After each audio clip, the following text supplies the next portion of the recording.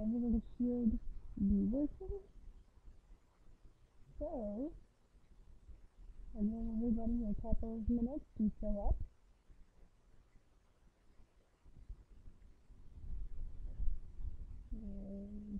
And hopefully I fixed the audio issues from last time, so it shouldn't be bad. So yeah, we're here, we're alive, we are doing Tower Memory Read-Along Part 2. And look, I even have the cover of my book up right here. See? If you go down by the awesome person who may or may not appear in the chat, it's Nikki.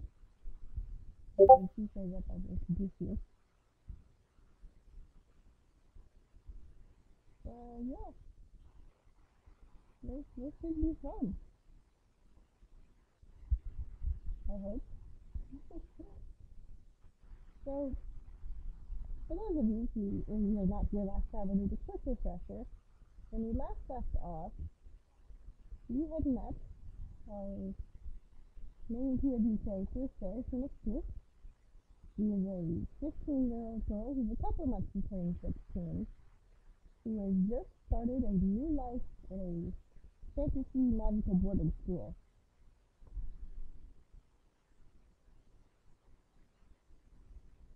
And all of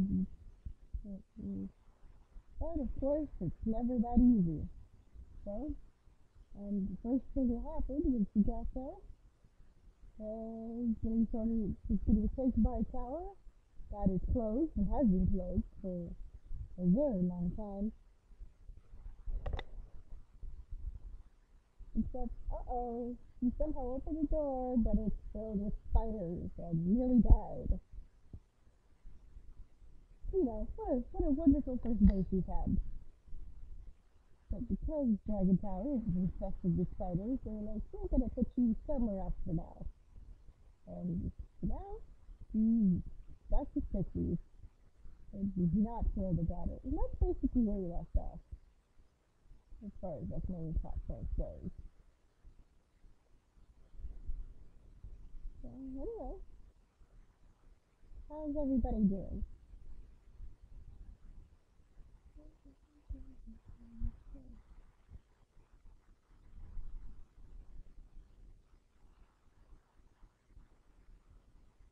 And also, you may notice a list of commands somewhere if everything's done what it's supposed to be doing. So feel free to test those out.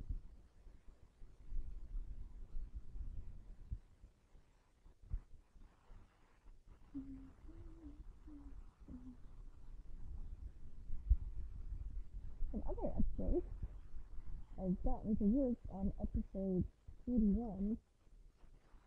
Hi Spin! You're just in time. I'm waiting a couple of minutes for people to show up because I know notifications can be a little screwy. So you're just in time, you haven't missed a single thing. How's audio, by the way? I had some audio issues last time. I hope they're fixed.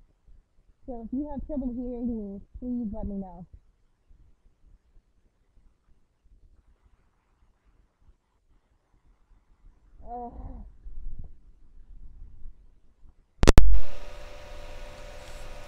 Darn.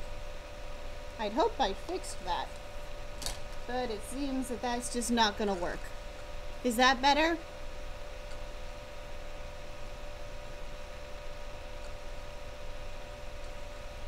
I don't know what it is. The mic I'm trying to use works in every other situation, but this one it decides to not work. It works perfectly doing anything else, but here it's just like, nah, I'm not gonna work. Because I know that the buzzing was annoying last time, so I'm trying a few different ways to mitigate it. How is it now? I know I'm better, but are you still hearing the buzzing?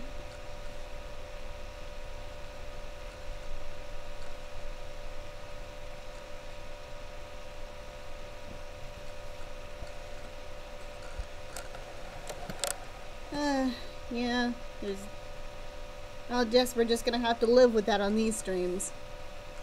This is why I can't stream games from my computer. Oh well.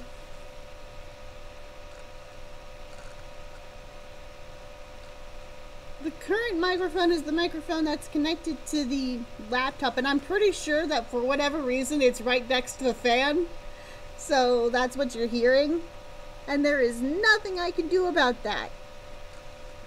Because it's dumb. And I'm trying to use the same headset microphone that I use in my the video game streams. And then it works just fine. There's no issues there. But for whatever reason, the moment I plug it into my laptop, it's just like, nope, we're not gonna work properly. But it's okay. It's fine. Everything's fine.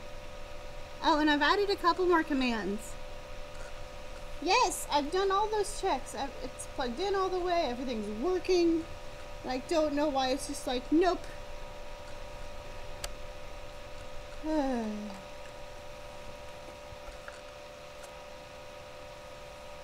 don't know, maybe. I don't know any of like the specs on this thing. All I know is that almost all of its parts are 100% original from when I first got it 10 years ago. Or at least 10 years ago. So, it's not ideal. Yeah, no, this is a decade-old dinosaur laptop. This was my backup after my Surface died. Okay, and I was just like, I just need something that can have Word on it. And this is what we had.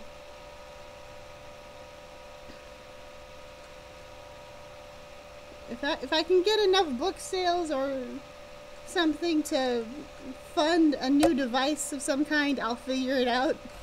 Until then, we are stuck with this. This is why I was nervous about starting streaming. Because I knew that this laptop was not gonna cut it. That's why you'll never see me stream games from this thing, because it can't run them. It can't even run like Candy Crush without massive frame drops normally. I'm pretty sure if I try to stream games on this, it will implode. Which is why I do the PS4 thing on the other day, for the other stuff. Yeah. Yay, tech issues. And what's funny is I've plugged that microphone into this computer and it's worked before. Just not with streaming. Because it's worked with Discord. Fine. No, I don't use the OBS. I have the other thing, the Twitch Studio Beta. Because that was what was recommended when I was looking through options. And it's functional. I mean, I have all this stuff up.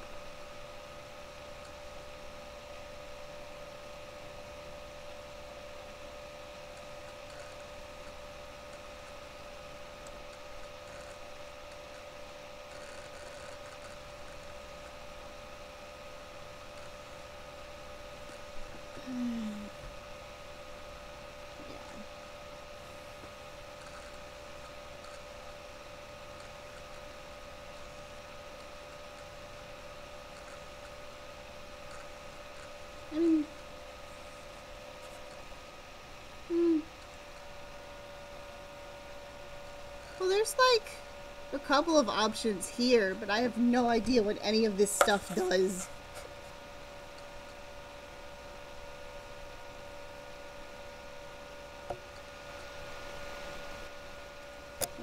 I don't know. It is what it is. I'll have to keep meddling with it and see if I can find something else that may work or something. I don't know. I'll see. I'll try and figure something out. Okay, it's been about 10 minutes.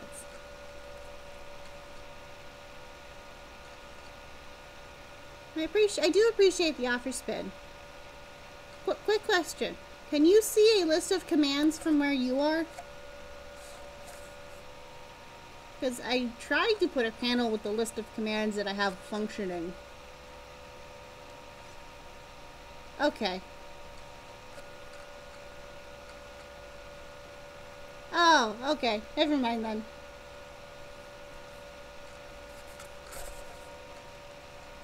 Well, it's been about 10 minutes. I am going to get started, I think.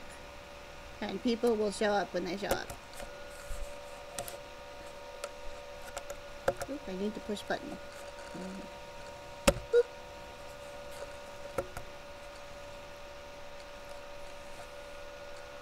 Okay.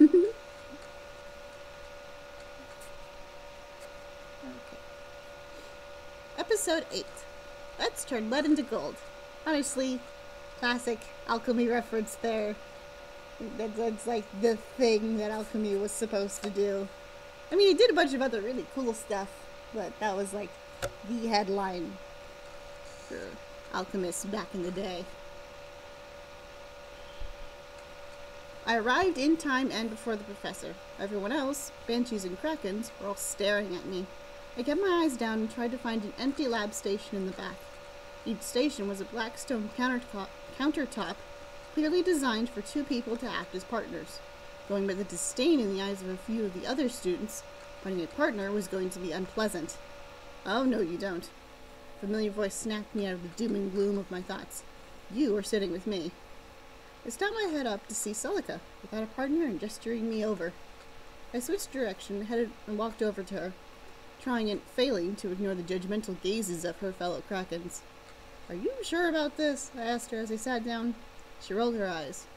If I have to sit down with one more of my tiremates attempting to quote the rule book and why ghosts are impossible here, I will do something with the alchemy equipment that will get me expelled. So you have to sit next to me, for the safety of the others. I shrugged, not like I had options anyway. She grinned. Frigid bunch, aren't they? I've been stuck with them all day. I repressed a shiver. The banshees are just as bad, she smirked. All they do in class is quote books.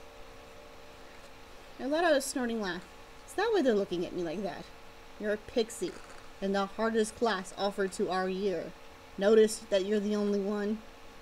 Well, whoever is in charge of schedules didn't think I could handle it, I wouldn't be here. We weren't even at the exams to qualify for an advanced course, let alone this one. From someone else, that might have sounded angry, but she just sounded impressed. I was sleeping off a deadly spider bite. I have an excuse. Plus, they based it off my entrance exam scores. I assume they know what they're doing. But then again, based off the tower choices they made for us, I drifted off. She nodded. Well, it won't matter. Professor Gorgon is almost as bad as his tower. We'll see how he responds to today. If you let to stay, they'll have to keep their mouths shut. I fought back the urge to cry. This was supposed to be my favorite class, the one I looked forward to every day. I was so excited to be here. I took a prolonged and deep inhale. No, I fought deadly spiders to be here. I will not be defeated by a bunch of judgmental pricks. So what if I was a pixie? So what if they thought I was crazy or a liar? I would just have to be at the top of this class. That's one way to approach this problem, Seraph, you know? And yeah, seeing a bit more of this personality trait won't be causing her problems. I looked up to see a pale man with long black hair tied up behind his head. Hello, students. His voice was cold, icy, and brimming with contempt. His very pale blue eyes, that's supposed to be plural, were narrowed right at me. Pixie, are you sure you're in the right class? Yes, sir, I responded confidently. Third period, Advanced Alchemy in 2A with Professor Gorgon. His narrowed eyes became a glare. Continued to sit up straight, unwavering under the gaze. Other students nearby flinched. Celica looked proud. No matter. We'll see. Today you will do a lab. If your end result is subpar, I will kick you out of this class. That goes for all of you. If a pixie manages to keep pace with you, then clearly I've made the syllabus too easy. I felt a rush of excitement. Finally. Somebody is eager to prove herself. Not that I blame her. Professor Gorgon snapped his fingers. Deep purple smoke made a pile of equipment and a single piece of paper appear on a counter. Ooh, again, colors mean things. The fact that Gorgon has purple magic is kind of a hint towards something. I won't tell you what, but feel free to guess. I read the sheet excitedly. I could feel the massive grin on my face. Mercury crystals, I read out loud from the page. While in its normal form, mercury is a liquid. In this lab, you will turn mercury into a solid. So cool! I glanced up at Celica, who was giving me a weird look. What? I asked. I've been looking forward to doing alchemy labs for months. I don't care that the teacher dislikes me or that the students have all written me off. She blinked 3 times, slowly. Okay, whatever. Let's do this. Looked at the equipment on the table. There were 5 plates of different metals with identical runes. I glanced at the paper again. Need a blue-green flame for this to work. At the bottom of the stack of plates was a copper one. So this one. I didn't light it, but I did set it aside and move the other plates to the other side of the counter. Such confidence. Clearly I've made the correct choice. That's okay, Spin. It's fine. Now, if you know a bit of science, then why Seraphina chose copper here will make sense to you. And if you don't, well, it's fine also.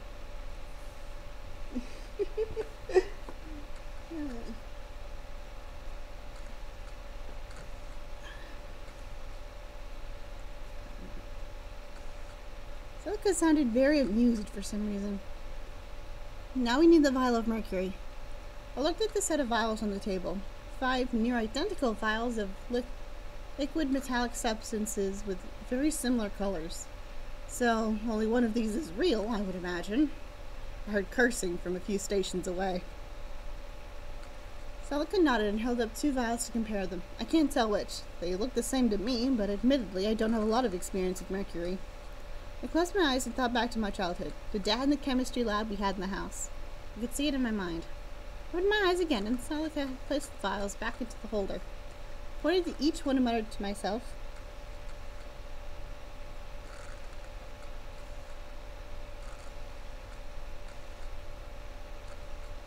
I assure you it's not that complicated, Spin. But basically, copper, when you burn it, lets out a bluish-greenish flame. That's the whole statement.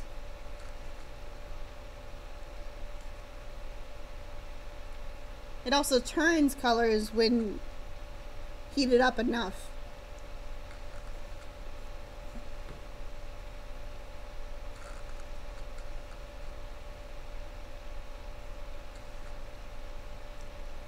There you go, you're getting it.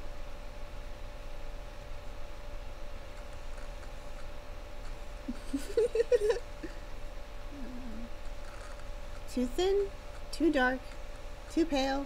This one. Celica grabbed the paper. Now we heat the mercury with the flame plate for 5 minutes. Alright. How do we use these things? Celica gave me a flat look. You're able to identify mercury, but you don't know how to use a runic fire plate. You are very lucky I'm your partner, not someone who might judge you for that. Remember how she scored like 60-something in runes? Yeah, that's starting to come into play now. It sounded like she was judging me a little. I've seen mercury before. I just haven't seen one of these before. I was looking at the plate on the counter. I poked at the engraved runes. Celica sighed heavily and tapped the runes twice. Blue-green flames ignited on the plate. A blue shimmer made a metal stand of the same color appear. Perfect for holding a vial over the heat. That's awesome, I breathed, and then snapped out of my odd daze. Okay, so mercury vial goes here. I placed it at the top. Where did all these comments come from? It's like I was setting a wet egg timer like the one Dad had in his lab. While we wait, what's next? I asked her, since she still had the paper. Once it's done, turn off the heat and add 1 part basilisk venom to 3 parts mercury, Celica read. And look, when When I use fictional substances, I can give them whatever properties I want. That's why there's basilisk venom in here. And also because I think it's fun. I looked at the mercury vial. There was no indication how much was in there, but it didn't look like much. Where's the basilisk venom? I asked, checking what we still had on the table. I guess Professor Gorgon had some mercy in him, as there was only one, helpfully labeled, bottle on the table. Picked up the bottle and examined it. Dark glass had a light-colored liquid with a dropper. I'm thinking 2 drops. What do you think? She eyed the bottle in my hand, then the vial over the fire. Probably. Since we had nothing better to do while we waited, I glanced up from our station and around the room. Some students were testing the plates one by one to see which colors they produced. Others were blindly picking a vial and hoping it was the right one. Well, I feel good about our odds, Celica murmured. At the very least, we won't be at the bottom. Me too, I agreed. Time eventually clicked, and Celica tapped the side of the plate once. Fire turned off, but the stand remained. I popped the cork off the vial and watched Celica drip 2 drops from the bottle. Put the cork back and watched the mercury eagerly. It's doing something, I announced eagerly, full of excitement. And there it was. Slowly but surely, it was shifting from a liquid to a jagged crystalline structure. Celica was smiling too. It actually worked. Everyone else thought you didn't belong here. No way he could kick you out now. We high-fived. Well, looks like a pair of you have finished. Let's see how you 2 did. Professor Gorgon was standing next to our station, looming over my shoulder. Celica jumped a little. He sat up straight and kept a smile on my face while he picked up the vial of fully crystallized mercury. He turned and inspected it. Impressive, he said, though his tone of voice didn't match it. He almost sounded sarcastic. Rude. I kept quiet while he took the vial and set it in a case for display at his table in the front of the classroom for everyone to see. Then sat down in his chair and started reading from a book I couldn't identify. How does he not scare you? Celica demanded under her breath. I turned to her. I fought death spiders last week. A strict teacher won't faze me. Besides, we did what we were supposed to and finished the lab. What can he do at this point? Celica shook her head slowly. Should you really be making jokes about that?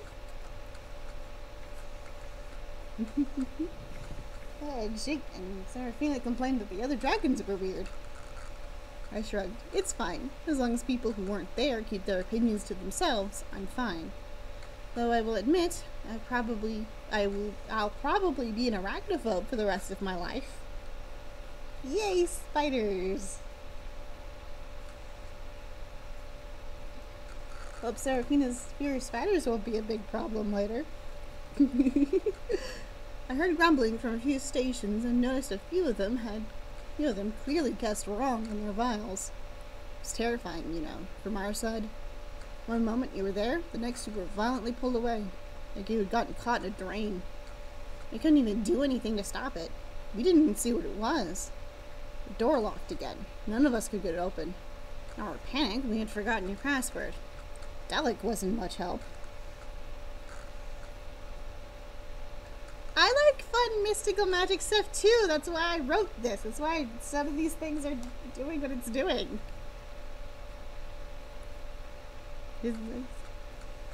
I know. I promise spiders won't be a major plot point going forward. It might pop up again here and there, but you probably won't have anything as bad as episode 5 as far as like real world creepy crawlies go. I can't promise there won't be any more intense moments like that, but I mean, yeah. I make no promises, but I mean that's kind of the point of it. Is like if you can't handle dangerous, spooky, kind of creepy things happening, you probably shouldn't be reading the series. Because there's still at least one pretty bloody episode to go for this book. So, yeah. But I mean, I'm having fun, and that's all that really matters. Because, I mean, if I'm having fun, the correct audience will also have fun.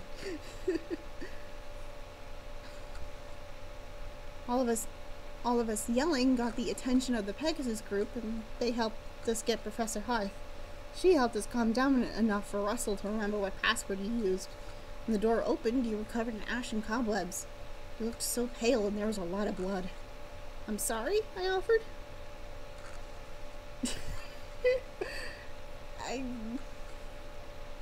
I mean... Yeah, I guess. You're lucky to be sitting here. They wouldn't let us see you, which was not helpful. I had nightmares about empty desks where you were supposed to sit. Well, I'm here now. She rolled her eyes. Yes, you are. And you're not allowed to put stunts like that anymore. If only you knew, Celica. If only you knew what was gonna happen. I didn't pull a stunt. I genuinely believed it wasn't going to work. She rubbed her face. You opened a magically locked door by accident. This better not become a thing with you. I hope. I mean, you know, you never know what could happen. Don't worry. Next time we find a mysteriously locked door, I'll stay as far away from it as I can. Liar. Liar. Good. This class would probably bore me to death without you. We looked around. Another vial was added to the display up front, but the crystal inside was a strange orange color. Yeah, it would probably just be cruel of me to leave you with these guys. I'm mortified that... Yeah? Yeah. Little tiny slip. I'm mortified that so many of the best and brightest of your year were outperformed by a pixie. Either she is in the wrong tower, or all of you need to spend less time gossiping and more time in the library. He's not wrong. Today was a test to see if you could correctly and efficiently identify the materials and equipment you will be working with this class. Judging by what most of you turned in, I would say only a handful of you can. One out of a total of 21 vials, 5 looked like ours, 6 were the wrong colors, 4 were still liquid, 2 were filled with a strange black gas, and 2 were a green liquid. Very much so. Libraries for the win. And yes, we're gonna see the library. And yes, I'm happy about it. Lucky for you, I can't kick all of you out, as much as I would love to only have the 12 of you that actually managed to correctly complete the lab. So for those of you who failed the lab, you'll get a second chance. I want an essay on Friday on where exactly you went wrong. There are shelves of alchemy books in the library. I suggest you read them. Celica looked relieved next to me. Those of you who did manage to succeed, let this be a warning on complacency. This is an advanced course for the exceptional students. Failing to prepare beforehand will make nothing but more work for you and waste my time. My time is precious. Waste too much of it, and I will remove you. Keep up or get left behind. Okay, I can live with that. I will see all of you tomorrow. Yay, knowledge!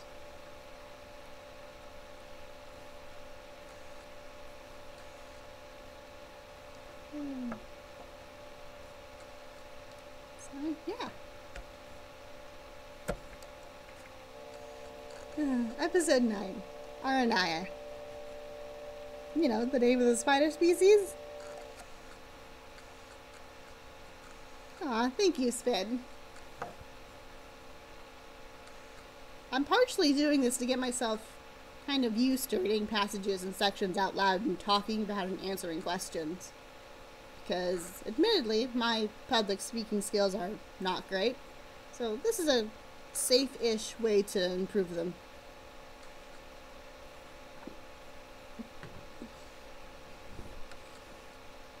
And also, it's just fun. It's fun to kind of rant about this thing that I made that I'm very happy with and very proud of.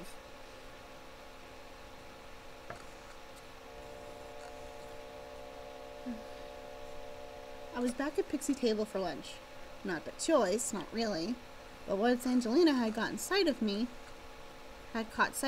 she dragged me back to the crowd of bright pink. Celica, the traitor, laughed as I got dragged away. Was this going to be a thing? Angelina forcing me to sit with the other pixies?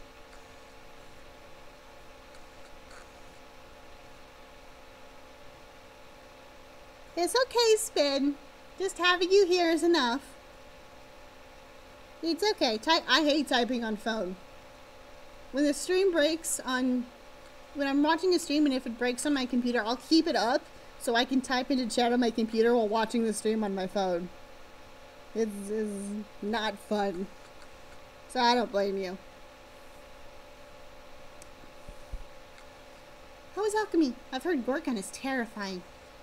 It wasn't that bad. I think the others hate me, but whatever at this point. She gasped. Don't say that!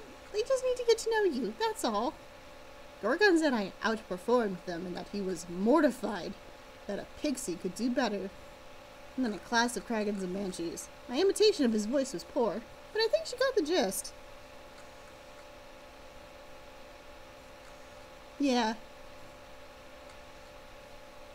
She gave me a wide-eyed stare. You got stuck with Krakens? You poor thing. I shrugged. At least whatever not nice things they think about, I don't have to hear, unlike Pegasus. She flinched, probably remembering that morning. That's true, I suppose. Just so we're clear, it doesn't really bother me that much. I was just cranky this morning. She gave me a soft smile. If you need anything, we're your tower mates. Remember that, okay? Depending on the specific context, not much. It's more of a semantics thing.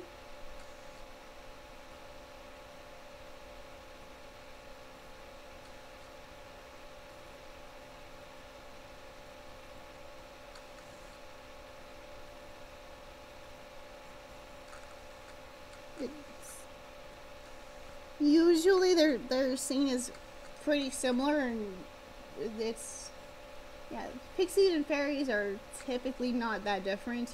It's just a few minor specific details.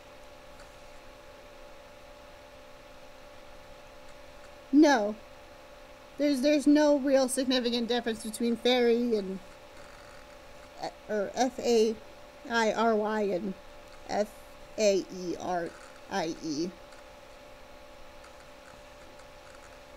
Pro tip, if it's a F followed by a bunch of, like, almost any collection of letters, it's typically all referring to, like, the same creature or subset of creatures. There's no, like, standardized spelling for it. It's all kind of the same thing.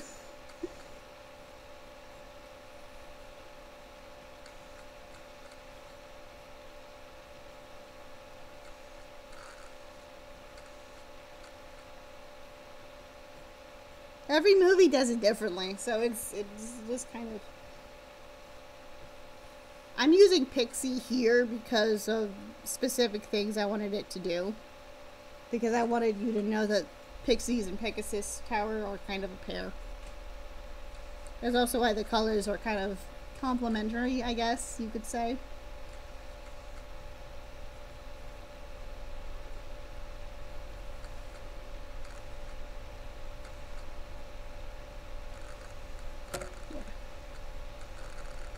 I nodded. I will. Don't worry. Colors are fun. That's what colors mean a lot in this series overall. Is because colors are fun. And I've said it before, but it bears repeating. Colors are important. I'm sure the pixie habit of banding and staying together like an actual swarm of pixies would be comforting for the more social butterfly type of person, but that wasn't me. I didn't like crowds of people whose names I couldn't remember. But that was the center of the problem, wasn't it? I didn't fit the pixie mold. Maybe even Gorgon noticed I was in the wrong tower. He said as much, hadn't he? You're so quiet. The others worry. I sighed, mostly because I never know what to say.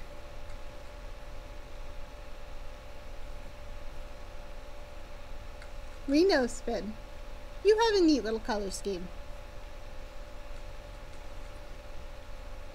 She looked away from me and stared pensively into her lunch, some kind of chicken with pasta and a cream sauce. I decided to let her think, and picked at the fruit and veggie burger on my plate. You're a vegetarian, she announced. I've known you for 4 days, and I haven't seen you eat meat. I swallowed the bite of melon I had just taken. Kind of. Have to be right now. Have to? I took a deep breath and a sip of iced tea. Did you know, I asked calmly, that being bitten by a massive spider has side effects besides the scarring and the swelling? Her mouth was wide open and she was covering her face with her hands. Yay, more spider attack side effects. Well, the first of them. The first of many. I'm not sorry. For the record, this was not like a little poke of a bite. It bit, held on, and tried to drag me away. I was injected with approximately 107 milliliters of venom. Again, if you don't know how much this is actually a lot of spider venom. For comparison's sake, most average spiders that a normal person might get bitten by probably won't put more than 10 milliliters. So, yeah. And even that number's for the really big spiders. I mean, a black widow's venom will only put a couple of milliliters of venom in you at most. So, yeah. I'll let you imagine that outcome. And again, if anybody has a spider issue, I'm sorry. Probably should check back in 20 minutes after we're done with this episode. Because it's not gonna get better. Put my finger to my iced tea glass at what I estimated to be about a little under half a cup. Yeah, lots of spider venom.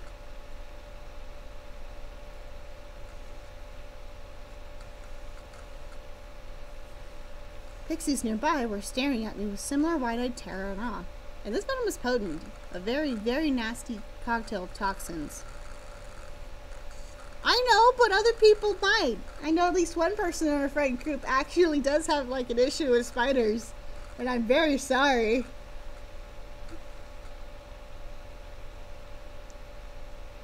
No danger, no actual on-screen danger noodles yet. No guarantees, but at this moment, it's not an issue.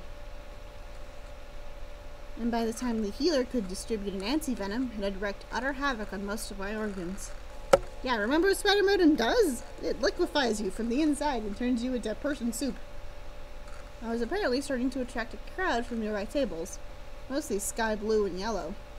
Everything is fine and working now, but they're still not exactly in pristine condition. Technically, I'm still recovering, and part of that is until my innards heal enough to process it. Meat and dairy are off the menu for me. I finished with a smile and another sip of tea. I looked around to very concerned and horrified faces. What? I'm fine, really. Jillian was shaking her head. What? Is this why you don't talk much? I gave her another shrug as I drank my tea. Holy heck, no wonder you barely left your room. I think you all might be overreacting, I mumbled into my tea. You're on a medical diet. It's not a big deal. How are you so okay with this? Seraphina does not give spider powers. She feels a little bit lied to and cheated, honestly. She's like, I had to go through the trouble of getting get bit by a giant magical spider, and it didn't give me powers. Marvel lied to me.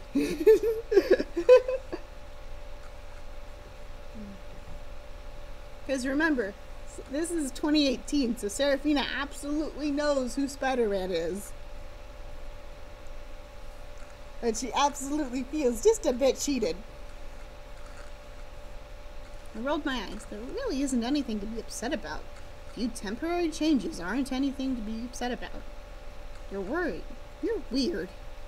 Angelina commented. You know that, right? John reminded me of the conversation I had with the other would-be dragons. I laughed. Probably. Yeah, big rip. Hang on. I have my... Hang on. Doop. Basics on Monsters was a massive class held outside. 100 rustic benches shaped like logs that could fit up to 3 people formed a half circle, centered on a massive trail leading into the woods near the school. The grass was a bright and healthy green. Around me were Pixie, Basilisk, and Kelpie students. There was a dull roar of nearly 70 students chattering amongst themselves, all indistinctly. I was sitting by myself. Since the teacher wasn't there yet, I took the opportunity to look at the castle from this angle. From where we were, I could clearly see the outside of 2 towers. The farthest from me glowed with the white light that it was known for. Banshee Tower. No windows, just stone that emanated a soft white light. And then there was the other tower I could see from this angle. Dragon Tower. The stone blended into the castle far more than Banshee Tower did, but the roaring dragon statue on top was unmistakable. Unlike the image I was given in history, there was no dragon wrapped around the tower, just one up on the pointed roof, roaring like it had just secured a new hoard of treasure. There were windows, one massive one that overlooked the entire back field of campus. I think it might have been the window I saw when inside. There were 5 smaller windows at the top of the tower just below where the roof started. There were no curtains, but I couldn't see inside. Doesn't look like the home of unimaginable horrors, but you're the one who got a glimpse inside. I turned to see that I had been joined by Fethris, who was dressed in Kelpie green. "Howdy, stranger," I greeted him with a grin. "Hi. It's nice to see you looking better. I wanted to talk to you during lunch, but the other Kelpies don't understand the word no. But it looks like fate is on my side here." "I think green suits you," I told him. He smiled. "I guess. Could do without the swamp water smell and the hecate-blessed attitude of the others. Not bad. This is my only This is my only class with Kelpies in it. I can speak, I promise. Everything you've heard about Kelpie arrogance is true. Well, if you need a break from them, no one is sitting here." I turned back to look at Dragon Tower. "You think they'll actually let us live in there?" Fethris asked. I turned back to him. "I hope so," which might sound odd after what happened, but I would like to. "Well, at the very least, the spiders will be gone." "Isn't there supposed to be a professor?" I asked. The front was still empty. Other people were looking around, but the professor was nowhere to be seen. "There is. Running late on the first day is not a good way to make a good impression." "Rude," I joked. "Very rude, Professor." Fethris nodded. That's when a scream echoed from the front of the group. "Oh boy." Fethris, myself, and a number of Basilisk students nearby stood up in alarm. A pixie, a girl with short, light brown hair whose name I couldn't remember, was scrambling away from a massive spider on the ground. I felt a chill. Judging by Fethris's look of worry, I must have looked pretty pale. The spider in question was 2 feet across. Its front legs reared up and was hissing loudly. It was an ashen gray with blue stripes on its legs and numerous beady eyes. They looked much worse in bright sunlight. I swayed on my feet and a hand caught me by the arm. I was shaking as Fethris helped guide me back to a sitting position. My ankle hurt. I think Fethris was speaking, but I couldn't hear him. I closed my eyes. Took a deep breath. I counted to 10. I exhaled. Then I opened my eyes. "Are you okay?" Fethris's eyes were wide with panic. "I'm okay." "Sorry for the fright, students. Our little friend managed to wander off. He won't attack any of you. I strengthened the wards to keep him where he is." The professor was a short, portly woman. I wasn't planning on doing the spider unit so early in the year, but after learning of the Aranaya Imagefalso nest in the Dragon Tower, I couldn't resist. "And this just became my least favorite class." Can we get F's in chat for Seraphina's mental well-being right now? I don't think this is what she signed up for. This is part of the reason she doesn't like me. This kind of stuff, this is why she's just like, "No, I'm rebelling against you." "This one is a fully grown adult man," the professor continued. "You'll notice the bright color on the legs. Females don't have that. In this class, I will be teaching you how to identify various creatures like our friend here, which you might encounter in the wilder areas of our lovely world." Nope. Whatever region that thing came from can burn down. I don't care. Aranaya Imagefalso is a very rare breed of spider. Their venom has some very unique properties. No doubt a few of you have been whispering to each other about those same properties. The other purpose of this class is to separate facts from rumors and speculation, staying informed about these critters, I can speak. Might save your life if you ever find yourselves trapped in a room with a frightened and dangerous animal. A number of hands shot up near the front. "You, that's this girl," she called. "I heard their venom makes you see things. Is that true?" Feathers scowled in the corner of my eye. Ah, fun times. Professor sighed. "It can, but mostly the younger ones, and only if a person has a particularly nasty reaction to the bite. Very few things are guaranteed with any spider bite." Let a small gasp. "I knew it. I knew I wasn't seeing things." "How about you?" She pointed to a copy. "Are these things really that dangerous?" "A vast majority of spider species are harmless. Most are too small to even pierce you with their fangs. Their venom isn't designed for us. But when they get as big as our friend here, the amount of venom they produce can do incredible amounts of damage to your body. Once a bite occurs, every minute will count." Now, these first couple of sentences are 100% factual according to real-world actual spiders. 99% of spider species are incapable of harming humans at all, just due to the sheer amount of layers our skin has. I mean, there's still a few that are dangerous, but most of them are just not. I mean, they're not designed to go after creatures like us. They're meant to be dangerous to, like, flies, so, you know.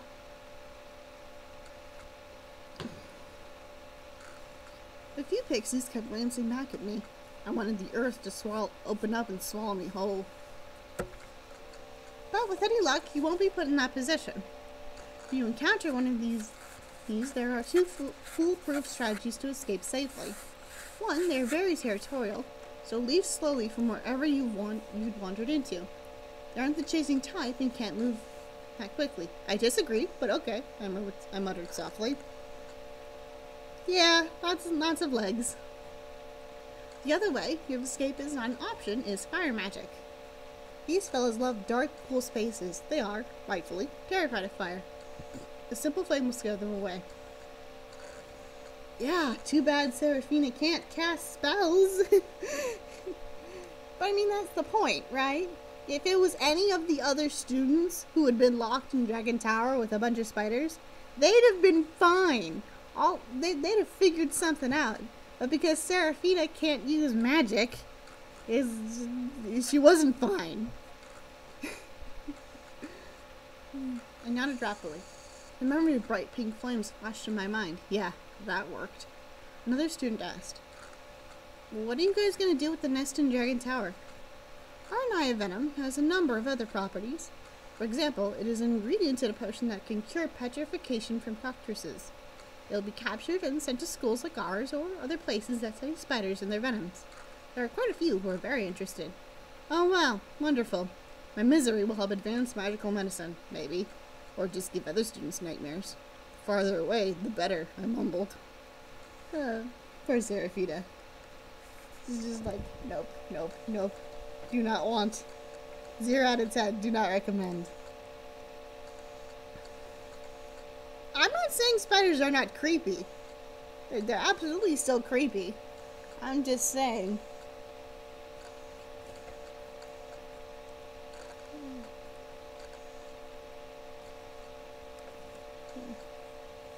Episode 10, Ghosts of the Past. "Do you have plans for your free study period?" Prothos asked as we walked back towards the castle. "I was going to the library. I haven't had a chance to see it yet." "How convenient. I was trying to meet the others there." "I assume Delic assigned you Dragon Tower like the rest of us." "I'll bet you a Drake that's not a coincidence." So, for a bit of context, since Seraphina doesn't tell us this information until later, a Drake in this context is a gold coin. That is that is a pretty common denomination of the currency that they have. Yes, they have their own currency, and I will eventually get into an explanation of it, but there's not going to be one here.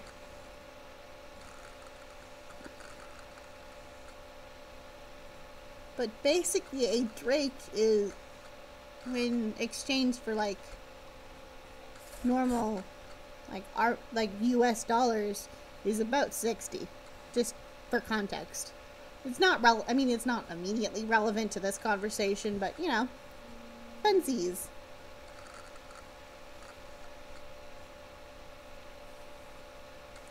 I'm certain I'd lose. Feathers looked up at Dragon Tower and stopped suddenly. I followed his gaze to the massive window 5 stories above our heads. A student wearing a red uniform was leaning against the windowsill. She looked down at us, too far away for me to see her face, and gave a small wave, and then she was gone. Hi, Red! Bye, Red!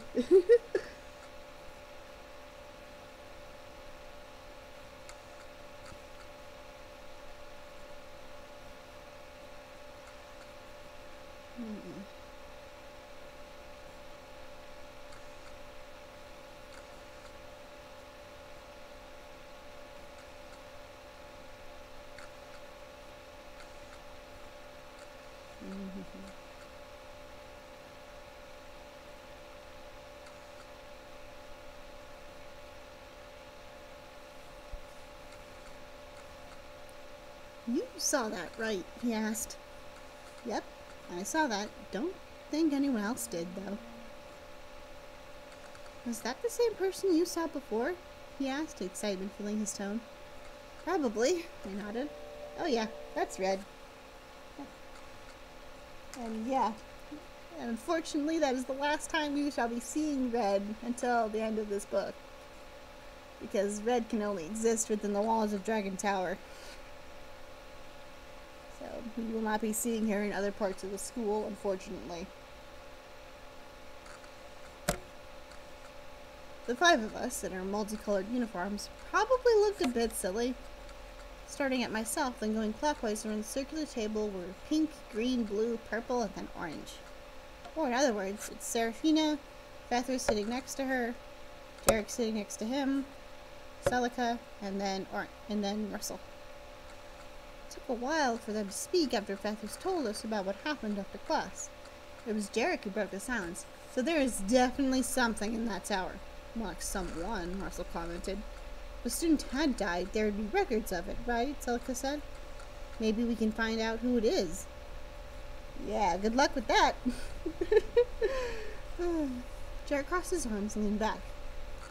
I thought there were supposed to be wards preventing ghosts from forming or entering the castle. Gentry's himself made them.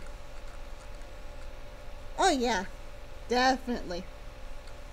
I heard that too, Celica confirmed. It's all Kraken Tower talks about. How what you saw couldn't possibly be a ghost. I shrugged. If someone can come up with a better explanation, I would be happy to hear it. But I can't think of what else it could be. It was a student, Fithra said. Had to be. She was wearing a red uniform just like ours. And she was just sitting there, like she was enjoying the view. Couldn't have been a staff member, Celica muttered. The tower was closed at that time. Do we have access to records about Dragon Tower? I asked. If there is something in it, assuming it's been there since before the closure, then someone might have written about it. The library, to the surprise of no one, was massive. 5 stories tall, designed like a staircase. The top floor was the smallest, and a balcony that overlooked the entire massive space. The floors increased in size the further down we went. A massive, twisting stairway shaped like a double helix ran through the center of the space. Bethos was looking at the space. Okay, so we know what we want, but how are we supposed to find anything in here? Russell shrugged. We could split up, then meet back here if we find something. Celica sighed loudly in a clearly exaggerated fashion. Did no one tell you how the library works? Jarek, Russell, and me all shook our heads. She turned to Fethris, who looked bemused at this, and gave him an annoyed look. Do you want to, or should I do it? She asked. She has an excuse. What about the 2 of you? She demanded. Salamanders were more interested in the chaser fields. Russell rolled his eyes. Pegasus refused to stay in one spot long enough for me to actually stand any of it, Jarek groaned. Fethris leaned forward and placed his hands neatly folded on the table. Watch closely. He then tapped the center of the table 3 times in rapid succession. There was a dim green light, and then a small kelpie, roughly the size of an average house cat, neighed softly as it trotted over to him. It stood and looked up at him expectantly. Neat books on Dragon Tower, specifically dating from times when it was occupied. It neighed again, then dived off the table, like it was jumping into a pool. Floated away as if it was swimming. That's so cool, I exclaimed. Because remember, Celica has never seen this kind of stuff before, so she's just like, oh, this is neat. Oh, I get it. Instead of an army of librarians, they installed rune summons. Jarek looked carefully at the center of the table. I didn't even see that.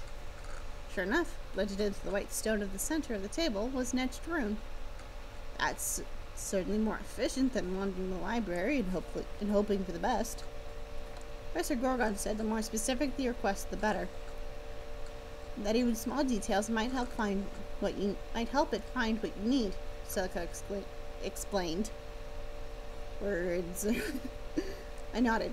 Runes weren't something I had experience with.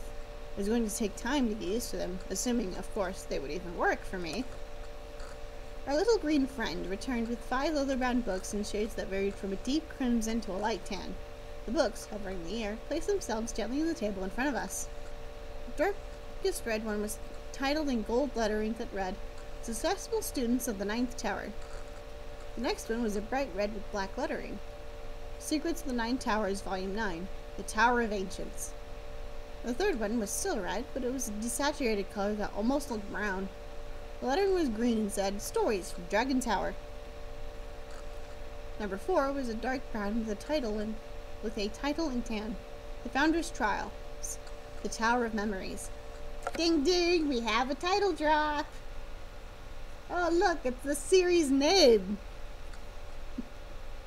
A Student's Guide to Dragon Tower was a tan book with black lettering. Everybody pick one? Alfred? Speak up.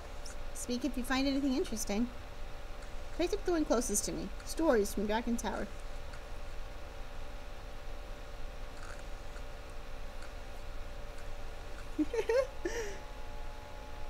Ding! Roll credits.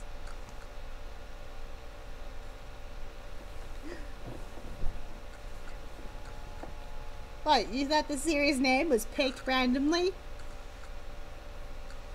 No, of course it's a reference to something.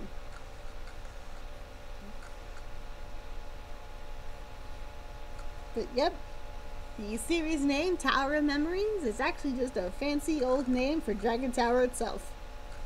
Ta-da! Celica picked up Secrets, Fethris chose Successful Students, Jarek grabbed a Student's Guide, and Russell was left with the Founder's Trials. What I had picked, apparently, was a collection of letters written from students who were living in what is now called Dragon Tower. The earliest letters called it the Tower of Memories. Dun dun dun! Which seemed to last a few hundred years, judging by the dates. Then, for a much longer stretch of time, it was called the Tower of Ancients. Judging again by the dates, the current name didn't come about until about 300 years ago. I was mostly skimming through it. Most of the letters talked about grades, classes, and their tower mates. School drama. It wasn't until about halfway through that I noticed that a few of the names were repeated, meaning multiple members of the same line ended up in the same tower. One family that popped up with consistency was the Hearth line. From the founding of the school, it seemed that if the ninth tower was open and a hearth was attending, they were in it. Who else do we know has the last name Hearth? And I wonder if she has any opinions about this. A letter from a Seraphina Hearth dating a decade before the closure of the tower mentioned something interesting. Father, I send exciting news. The tower has deemed me worthy to commit to memory, though I didn't recognize the sound of her voice at first. Why did you never tell me I sounded like a baby songbird? She was kind of amusing to see running around the tower with no idea what lies ahead of her. Wonder if my children will someday see her walk amongst them. Much love, your Seraphina. Yeah, I know. Where's Nat? She would absolutely... Dun dun dun.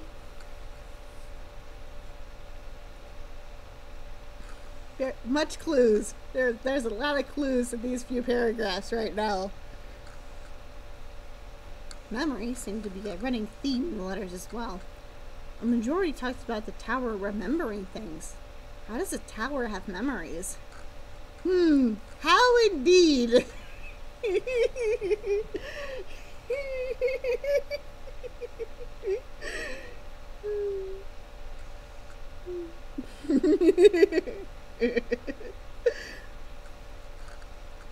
There's absolutely some kind of spell or enchantment on the tower. Eccles spoke as he closed his book, which is not surprising. The other towers have their own things going on, but it's never described in detail, or if it is, it's too abstract to make sense of. Is there a spell that can make a building remember people? I asked. Because I have references here to something walking amongst the students at the tower. Celica added, the guy who renamed it the Tower of Ancients said he did it because it was the one place where ancient feet still make footsteps. I wonder if that's going to be very important. So it is haunted, Jared commented, because it sounds like it's haunted, but not by ghosts. Beth was staring off into the distance, because some of the people who graduated talk about seeing their past selves and learning to improve. If they talked about it at all. Is there a spell that can do that? I asked. Because I have never heard of anything like what is being talked about. If there is, I've never heard of it, Celica was shaking her head. Russell leaned back into his chair. The founders built and enchanted each of the towers themselves. Whatever they did to Dragon could be lost to time. Or maybe something only one of them could do. Or all 5 of them together, I added. Something still wasn't adding up. If what I saw was some kind of memory of past events, then how did she interact with me in real time? She knew I could see her and looked surprised when I noticed her. But the memory thing doesn't explain it fully either. Bethers chimed in, because she waved to us. She was looking right at us. Exactly, I told the others. Very big, very important. There's also another thorn in the memory thing, Jared pointed out. You said she wore a uniform just like ours? Pointed to myself. This, but red. That's not possible, Celica said suddenly. This style of uniform wasn't introduced till 80 years ago. Before, the overcoats just had inner linings in the colors, as opposed to the entire garment. A change implemented after Dragon Tower was locked. Dun dun dun! Yeah, figuring out who Red is not going to be easy. I mean, no one should have worn a uniform like the one I saw. This is making my head hurt. When I saw her, she was definitely wearing the modern coat, Bethra said, looking at me. Both my sightings had the modern uniform. Russell crossed his arms. Whoa, that's definitely confusing. We're missing something. Clearly. Several things. They were missing several things. Bethra started playing with the end of his ponytail. Something impossible and without explanation. And here I thought this old castle was going to be boring. He said with a hint of a grin on his face. Bethers looked amused. I wonder if they're ever going to let us in there.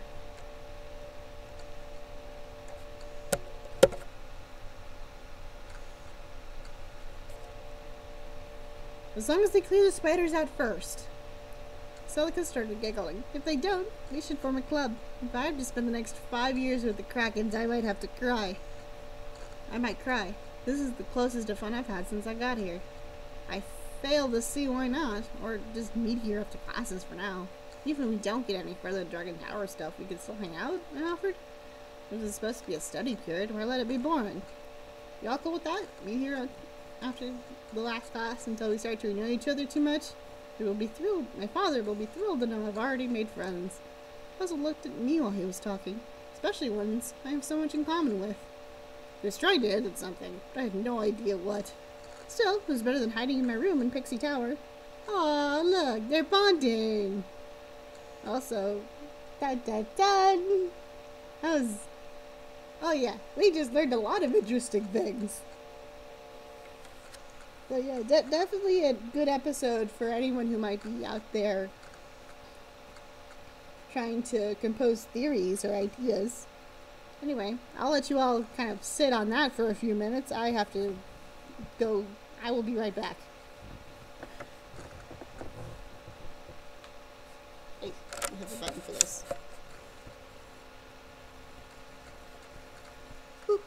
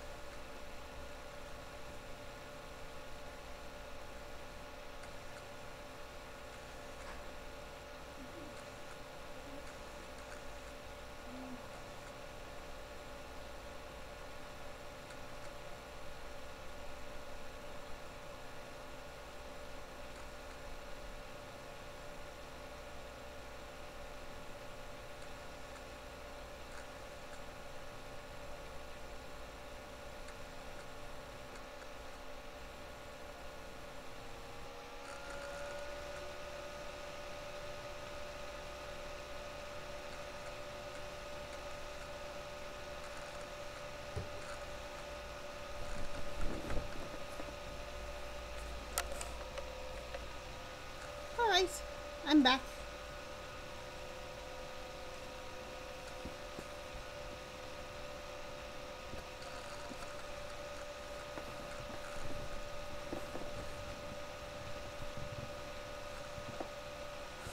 Okay, and while we're still kind of in break mode, yeah, go for it.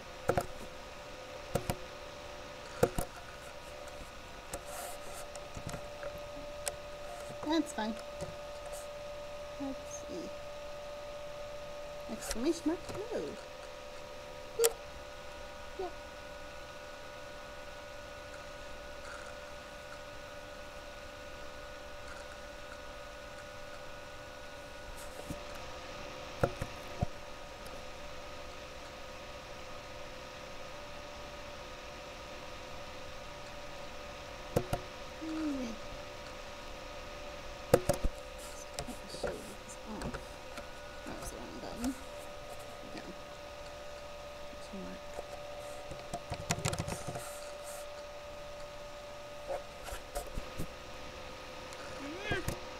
Button. Well, that wasn't supposed to do that.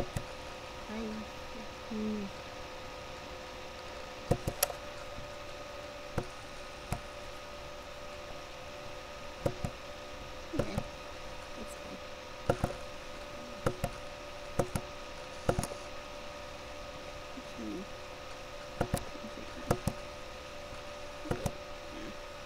Yes.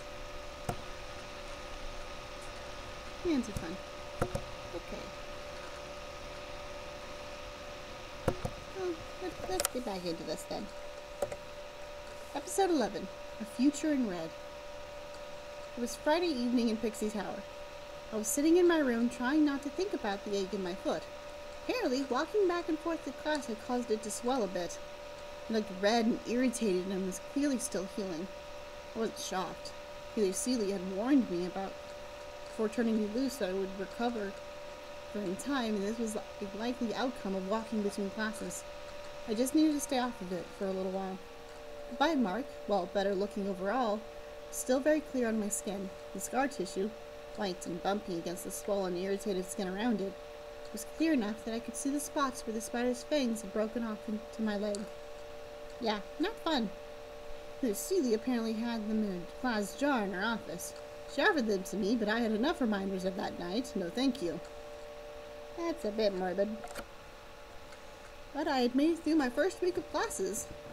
Only 39 more to go for this school year.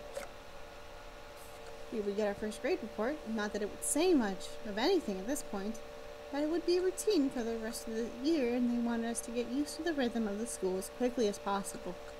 I sighed and leaned back into the pillows, purposely trying to not look at the small arched window next to the bed.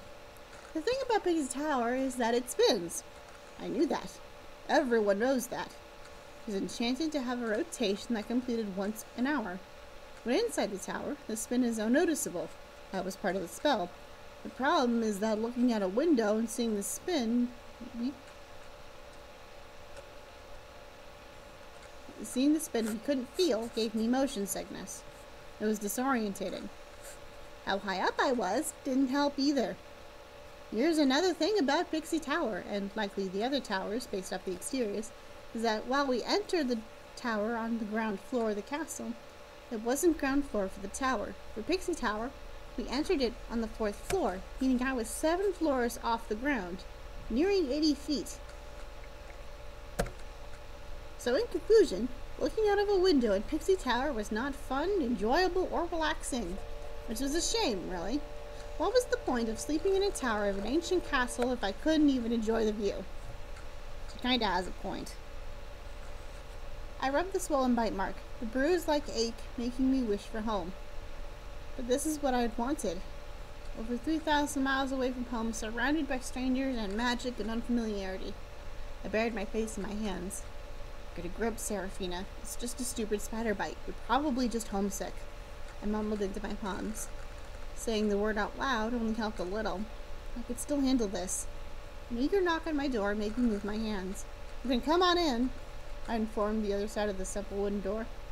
It was Angelina. We got mail for you. She grinned from ear to ear while hiding her hands behind her back. Mail? For me? She skipped over and set a plain white cardboard box next to me. It was heavy and rectangular.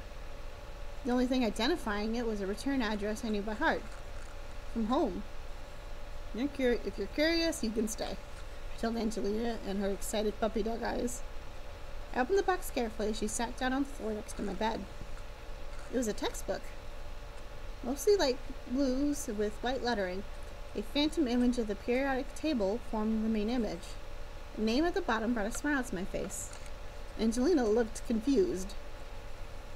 An Introduction to Chemistry, written by Victor Stewart. Aww, this is from Dad. I hugged it to my chest, a dark cloud in my brain clearing a bit. The solid weight and fresh book smell were more comforting than anything else this past week. I almost missed the note that slipped out of the box. Lucinda informed me that the library will only have texts related to magic. I understand why. I was worried you might be overwhelmed by it all. Magic is a part of you, but so is this.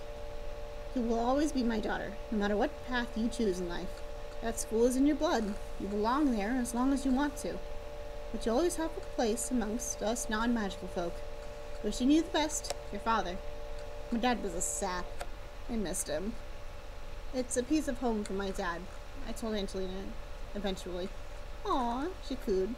It's so cute. I rolled my eyes a little. She was right, but hearing her say it made it sound shameless. Did you just come in here to play mailwoman to the cripple? There's a flash of panic. You're not actually crippled, are you? No, I was joking. She relaxed a little from relief. The first and second years are going to tour the club openings. We can't join some of them, but we can still go look. You think you're going to be able to come with us? I had nothing better to do.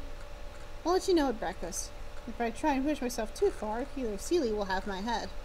She nodded and smiled brightly.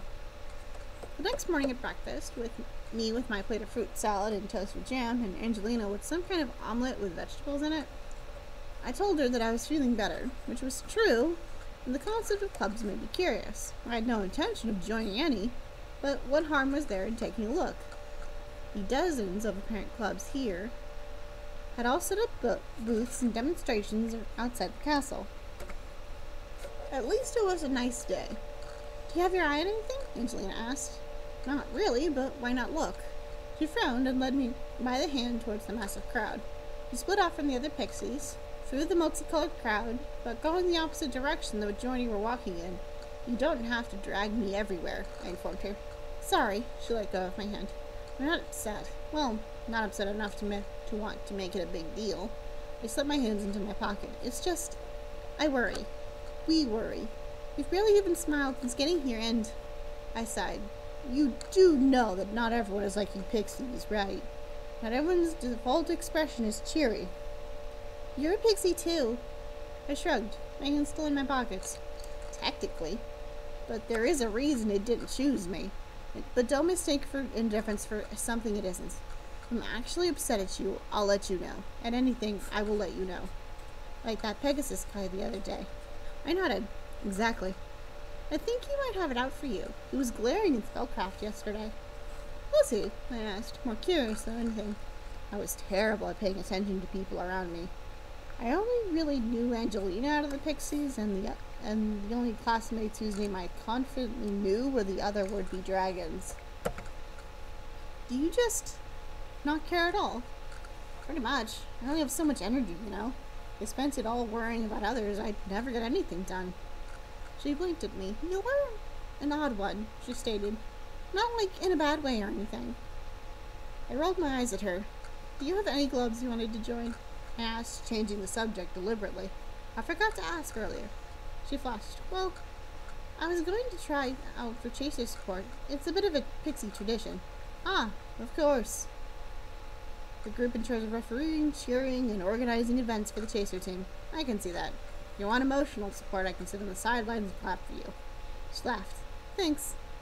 Walked for a bit, side by side with her chattering about Chaser tryouts. She was usually mostly salamanders and sylphids. She was saying excitedly, They're so cool. Of course, the highly competitive tower and the eager for every new adventure tower made sense for the sport team. I hummed in agreement to reassure her that I was in fact listening. They aren't doing tryouts today for the team, just letting people sign up. They'll probably do it next weekend. Are you going to watch the tryouts? I said, despite guessing that the answer was yes. Yep, she grinned. She gasped and then stopped in her tracks. I stopped a few feet ahead of her. Something wrong?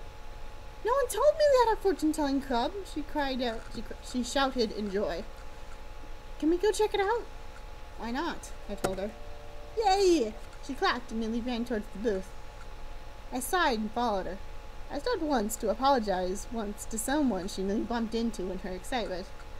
The fortune-telling club setup reminded me a bit of a tent I'd once seen at a fair my parents had taken me to. The sign for it had constellations and horoscopes on it. The people were wearing their school uniforms. It was a mix of Banshee white, Kelpie green, and Basilisk brown. You were greeted by a male student in green with silver hair.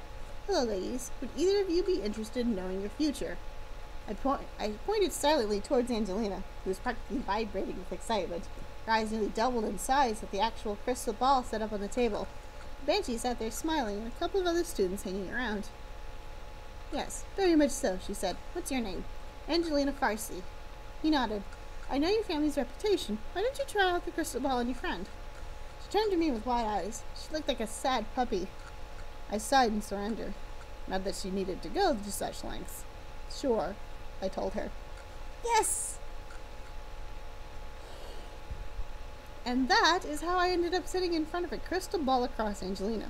The ball sat neatly on a metal stand that looked like tree roots sprouting upwards and holding the volleyball-sized orb of glass. It was perfectly smooth, and inside I saw flecks and specks of glittering shards and fragments of stones. I remembered my mother reading to me about these.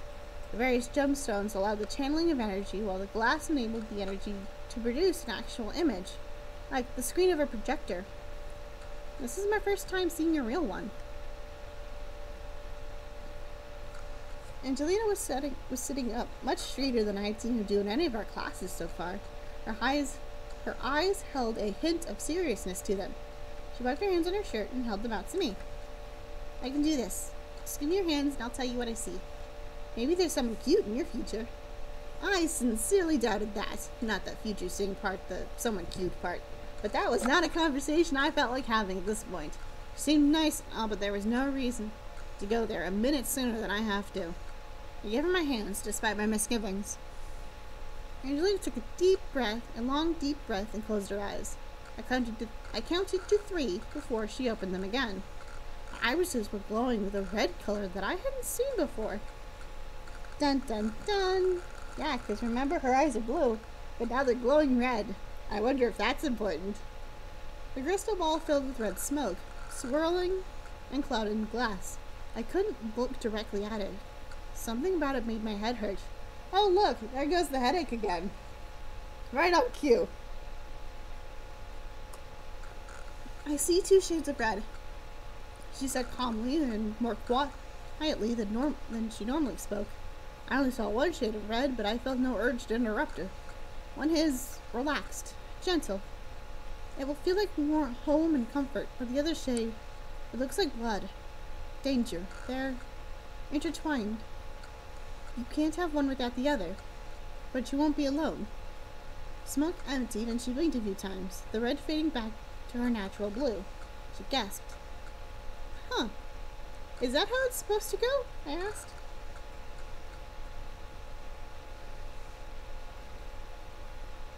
The headache was fading quickly. Thank you, Spin. She frowned. That was more vague than what I normally see. It was like something was blocking me. But I wonder what it meant.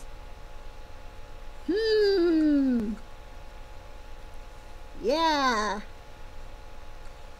Bad things be happening here. I mean, everything's fine. Nothing bad's gonna happen. Nope, everything's fine. I snorted. Clearly, the universe is telling me that going back to Dragon Tower will be just as much fun as the first time. Because the only things red in this school were related to Dragon Tower. She laughed. Then you can stay in Pixie Tower. That isn't up to me. That's up to the headmaster, Professor Hearth, and whoever else makes decisions here. From what Mama told me, decisions of that level were usually made by a group of the most senior staff. There was clapping from nearby. Impressive, Miss Farsi. To be expected of the family that invented most of modern fortune telling. And that is why her last name is what it is.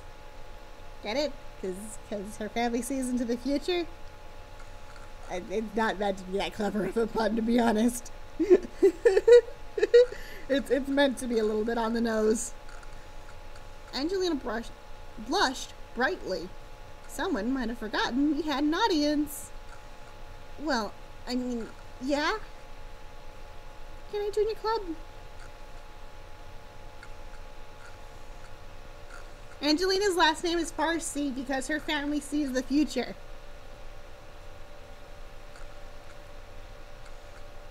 Seraphina's little pixie friend. And yeah, Angelina's hobbies include glitter, sparkles, and seeing the future. I'm sure that won't be important. I'm sure that this whole thing is not a big hint that something weird's happening. Or dangerous.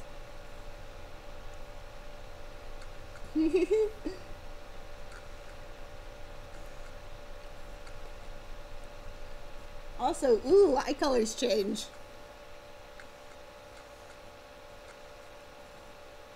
Remember when I was on your stream and I said eye colors are important? Eye colors are important and pointed out because they can change. So if somebody's eye color is the wrong color, something weird's happening.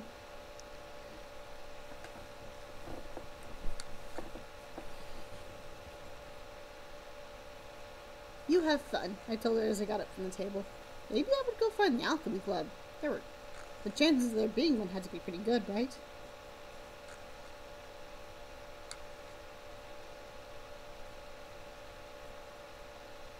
Oh?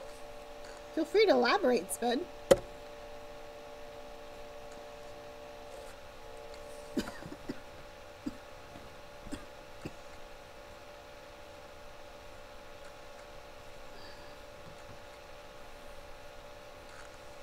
at 12. Seeing double. Yeah, look at that.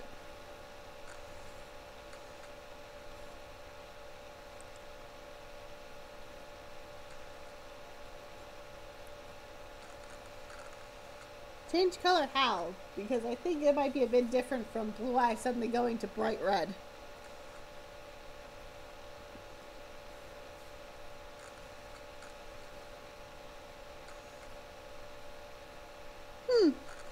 That's interesting. Is that like a lighting thing, or?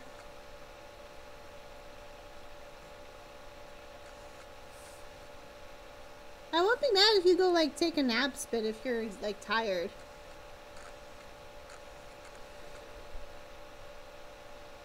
Oh, okay. Past this tower stood proud of the grass fields and crowds of students. The outside was a muddy brown, or to be more precise, made of mud bricks.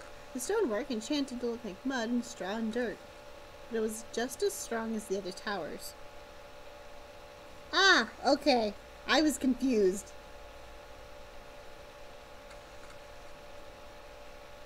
And like the other towers, hidden amongst the rockwork were wards and rooms meant to keep threats like the undead at bay. They were ancient and throbbing with unfathomable power, all of which made my story about ghosts impossible. But I saw something. I experienced something. Somehow, I'd prove it. Speaking of ghost stories, there was Dragon Tower. Honestly, I can't tell when Cheep Cheep's messing around 90% of the time either. I'm just like, okay, I don't know how to respond to this person. Why did I always end up here? I half considered walking away from it. But then I noticed something.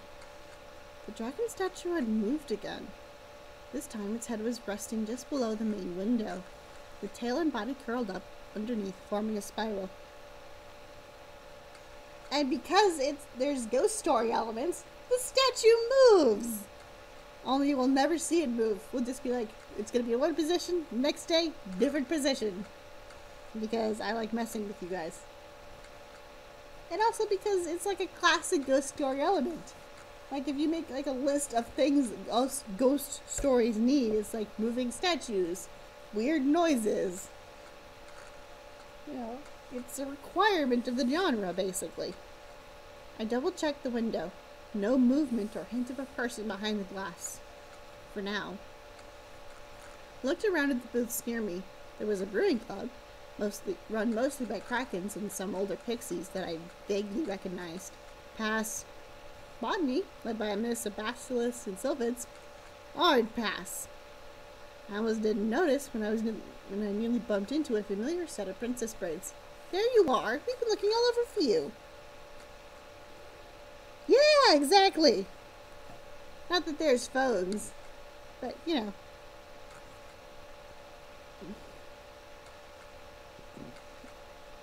Celica said, though something about her face looked off, different, but I couldn't tell what it was. Uh-oh. We? Yes, come on.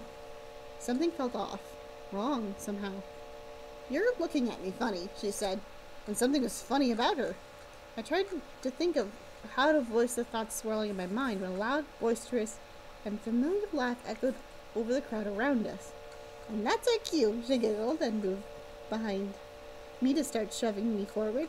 Seriously, what had gotten into her? Uh-huh. I was glad I was wearing layers, somehow, even through my light jacket and gloves. Celica's hand was ice cold, almost painful and sharp. That can't be healthy. Are you okay? I asked, worried. Huh? Yeah, why wouldn't I be? You're acting strangely, among other things. Am I? She hummed. I don't think I am. We might have to talk to Prime.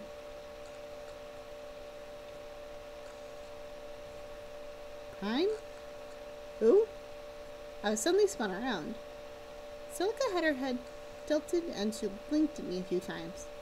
But I figured out what was wrong with her face. Her eyes were the wrong colors. They were both purple. Dun dun dun! I forgot to introduce myself, didn't I? I am very confused right now, I told her plainly. I'm a duplicate. 100% will look for you. Duplicate. Realization dawned on me. Duplication spells were infamously complex. Celica could do that? Clarify, Prime is the real Celica? I asked, my mind reeling from the audacious display of skill. Ah! Am I just quiet, or is there like an issue? She nodded. I knew you were smart. Now come on.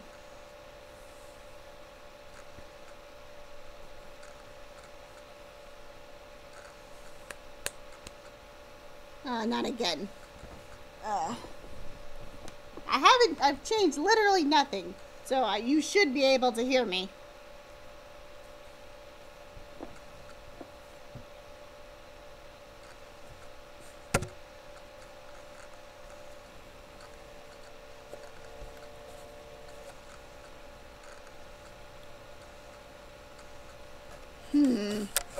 That's very annoying. Okay. Hang on. I'm going to try something real quick.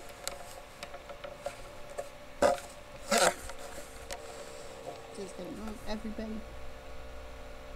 Is this better? The problem is that I'm a very soft-spoken person naturally. So this is only going to work so much. But I haven't changed a single setting, so you should still be hearing me the same. I mean, it's possible that I just fell back into soft-spoken mode.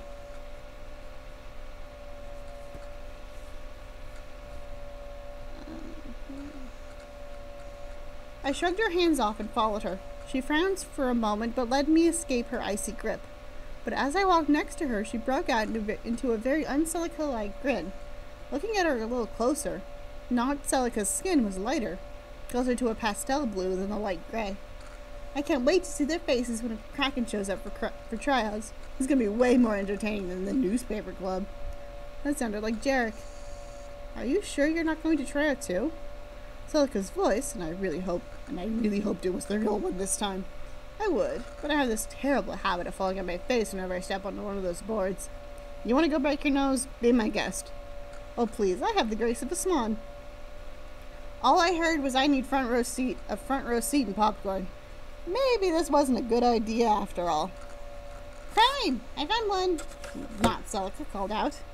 She waved wildly and pointed at me. Celica and Jarek were leaning against Dragon Tower, chatting loudly with seemingly no care about who heard them. The eye roll the fake one received for her efforts was a dead giveaway. This one was definitely real. Her eyes were even the right colors. Celica smirked as I approached. Not Celica took off in a different direction, leaving me in the care of my should-have-been tower mates. Hello, I greeted with far less volume and enthusiasm than my guide. There she is, the conquering hero, defeater of spiders.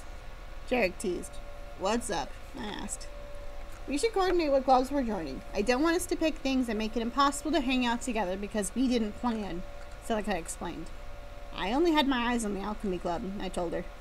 Jarek had no reaction. Celica started laughing. You can't!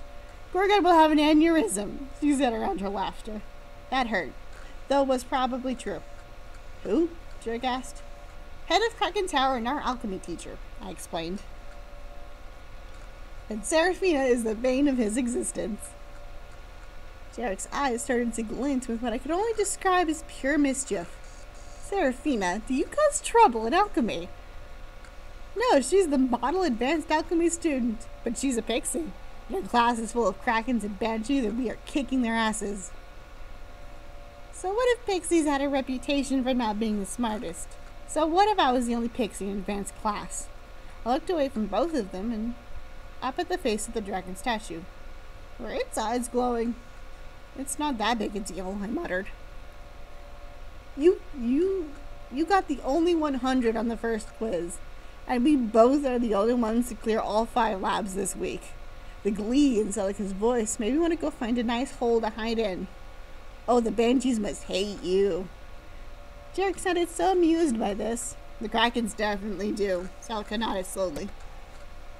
Compared to the exam, the quiz was easy, I shrugged. And did you get 100 on the exam too? Celica teased. I had, but something in both of their faces told me that telling them that would be an invitation for my own misery. But I opened my mouth anyway. If I did, would you hate me? Celica gasped. Jarek laughed. You did what? I was joking. What are you? I shrugged again. What did you get? He started ranting. I scored an 86. I had to take a placement test. This is bullshit. No wonder you got shoved in our class. 100 on the entrance exam. Oh, somebody's jealous.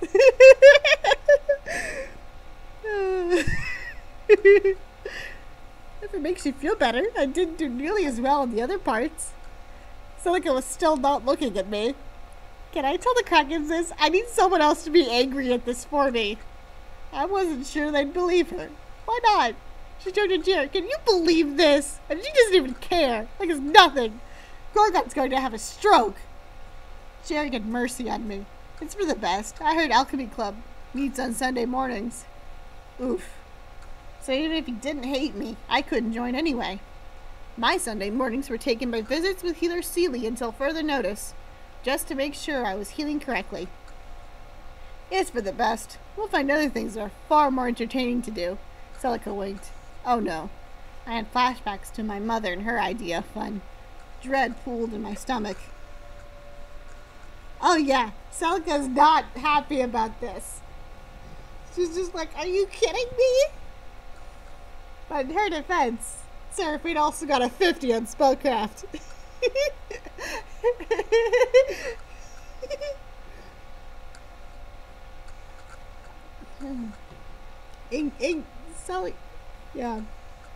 Celica and Seraphina are gonna have a very contentious relationship.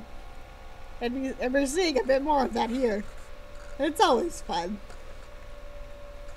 But lucky me, whatever trouble she was thinking up got interrupted by a newcomer. But this one wasn't a dragon. I vaguely recognized him. I think he was in my spellcraft class. He coughed into his hand. Celica gave him a flat look that reminded me of when we met. He turned to me. You're Seraphina Stewart, right? Hi, I'm part of the school newspaper. Would you be interested in doing an interview about Dragon Tower? No, thanks, I told him. Are you sure? I could get you on the front page, he offered. Definitely no thanks, I told him. The very idea gripping my heart was an irrational terror, almost on par with the image of spiders. You won't even have to do anything. Just answer a few questions. It'll be great. She said no. Now piss off. Celica interjected. My savior. I'll tolerate whatever mischief she cooks up. This is why we have a reputation for being nosy.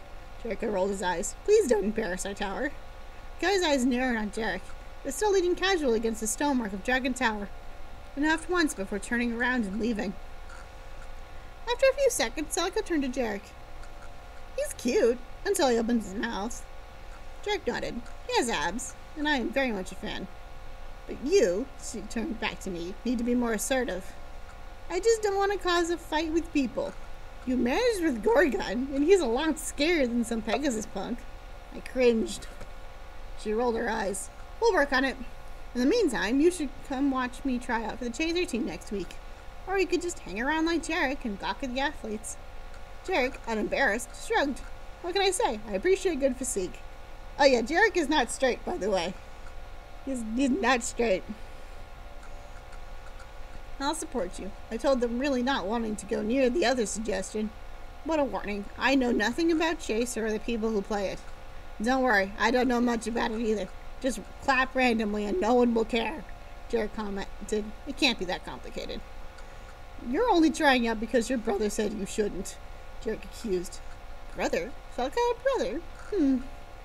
No, I'm trying out because there are some very cute pixie girls who I know will be there. Celica was smirking again. I think that's worse, I commented. She ignored my contribution. And maybe you can introduce me to some of them.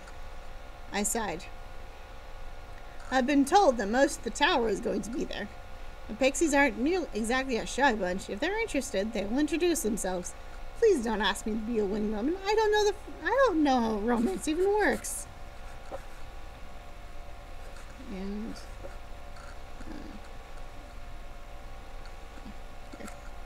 and I am going to have to call it there for now. So, anyone with any like final thoughts or comments, now's the time. And we can pick this up here next week, same time. Happy to have people here chatting. Always fun. This is a great time. But I unfortunately have things that need doing. So, I will see you all there. Goodbye. Have a nice time.